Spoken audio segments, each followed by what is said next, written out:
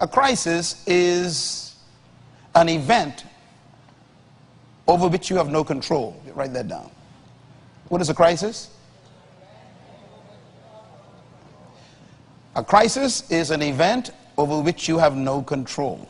That's why it's a crisis. So the way you get rid of a crisis is you get the event under your control.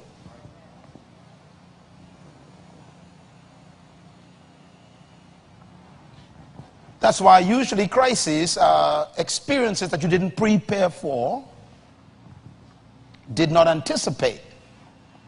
And that's why they're called crises.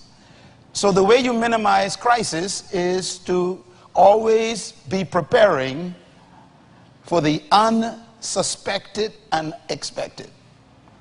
Write this down, please. Kingdom citizens are not immune to crisis. I think that's important to remember.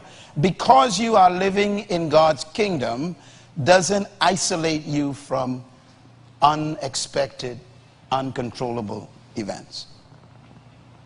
So settle that in your mind. Number two, remember that the storm will hit everyone when it hits. You know, hurricanes don't go around believers' houses and hit other people's houses. Jesus made this very clear when he talks about those who build their house on his word. He says the storms rose and the winds blew and they hit both houses. And so crises affect everybody. But he did talk about the response of the two houses to the crisis. One of them crashed and the other one stood firm because of the foundation. Therefore, the point number 3 is important. Survival will depend on your foundation knowledge. Remember, he said, anyone who hears my words and puts them into practice will be like a man who built his house on a rock. And when the storms blow and the waves come and the water rise, that house stands firm.